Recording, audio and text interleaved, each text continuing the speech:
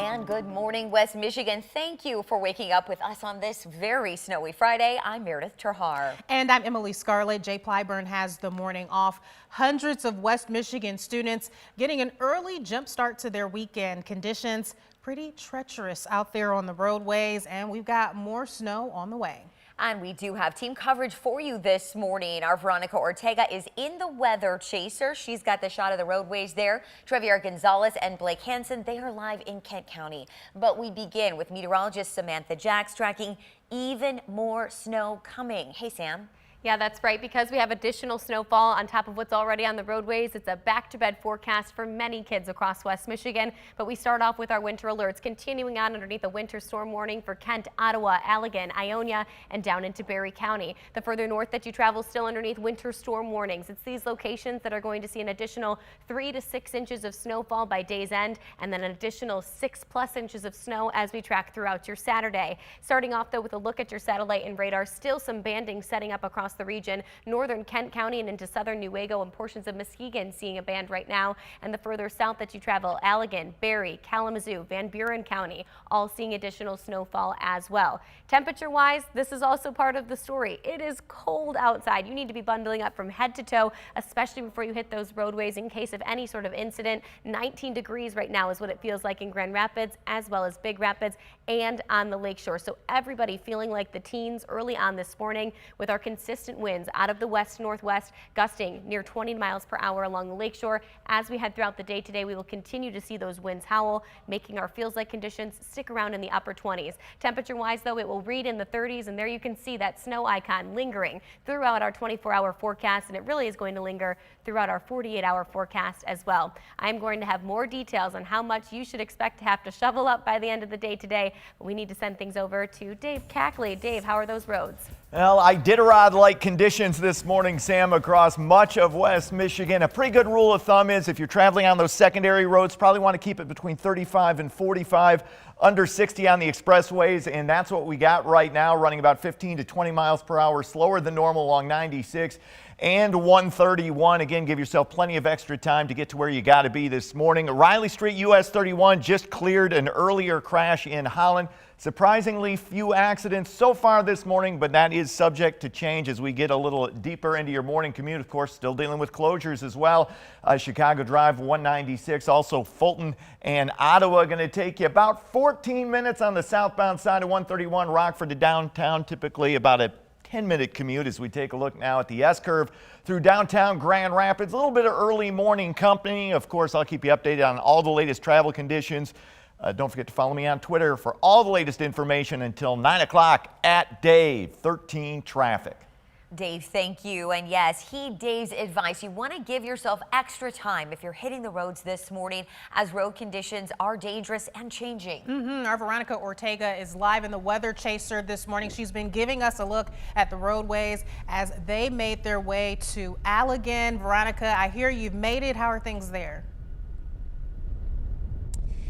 Emily, Meredith, things right now are kind of a mixed bag. We have gotten off the expressway and we have been driving around the city of Allegan, and conditions are good in some places, not so great in others. You can probably tell by the picture right now that there is definitely snow on the roadways, definitely more snow on those secondary roads.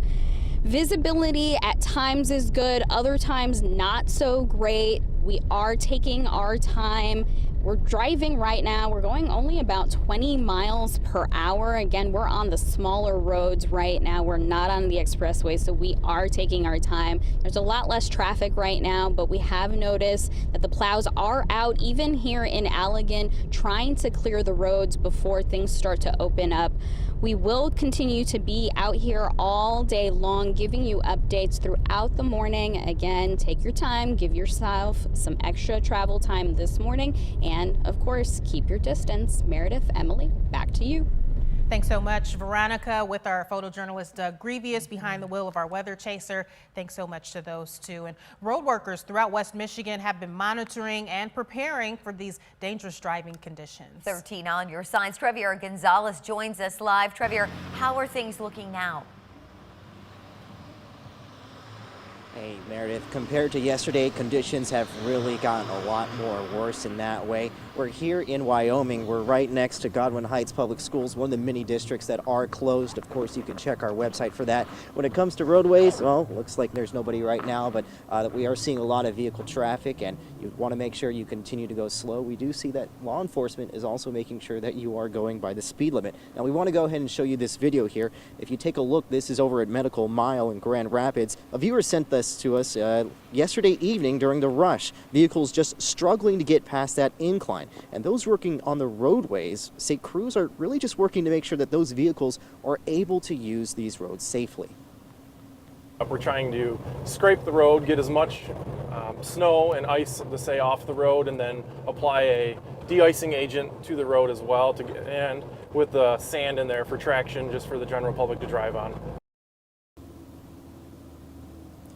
When it comes to those steep inclines, AAA says that it is something that you should not do is power up on those hills, as applying extra gas will only cause your wheels to spin. You also don't want to stop halfway Now, when you do reach the top, that is the time where you can let off on the gas, reduce your speed as you begin to make your way down. Now, the Kent County Road Commission is also telling drivers to not only pay attention to the conditions of the roads out here, but also be aware of those snow plows. They have a lot of blind spots. You want to make sure nothing bad happens. Live from Wyoming, Trevier Gonzalez, 13 on your side. Trevier, thank you. And as we do brace for more snowfall today, yesterday's snow broke at least one record across West Michigan. Yeah, let's check in now with meteorologist Blake Hansen, also live in Kent County and seeing lots of snow. Good morning, Blake.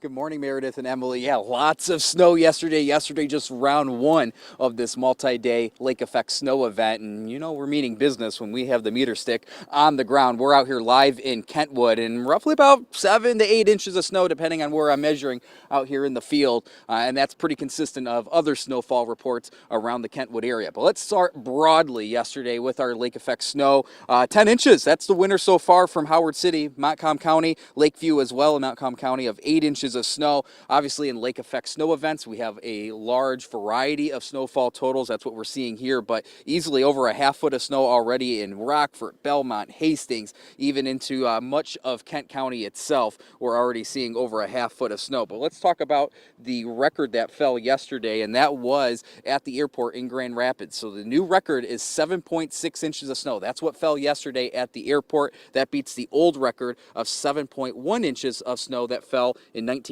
And again, that is for the 17th of November. Pretty impressive stuff when you think that records go back to the 1890s here in Grand Rapids. Again, Sam has been mentioning this all morning long. She will continue to do so the rest of this morning, but we still have more impacts on the way with those icy conditions, varying visibility, and obviously several more inches of snow. Well, the flakes are flying once again out here in Kentwood. I'm going to make sure, again, to still throw a snowball at our photographer, Matt Main, that's behind the camera here. We're having fun this morning out here live in Kentwood. Blake Hansen, 13 on your side. So glad Blake is having fun out there, and you can find the latest updates on our forecast by downloading the 13 on your side app. It's free in the App Store and in Google Play. And while the snow can create dangerous conditions, there is plenty of fun to be had. This is a live look at Pigeon Creek Sledding Hill in Ottawa County. They're ready for families this morning, especially those kiddos that are off from school. In Grand Rapids, many of the parks will be more accessible this year, and more trails will be plowed. So that if you've got the ability and the interest in walking to work, biking to work, or any destination in the downtown, you can do so. You can also enjoy sledding, ice skating, cross-country skiing, or snowshoeing. Parks will be open even if the gates are closed. And still ahead, this winter weather, perfect for when Santa comes to town tomorrow. That's right. He's coming to Grand Rapids for the city's annual Santa Parade. We'll tell you where to watch after the break.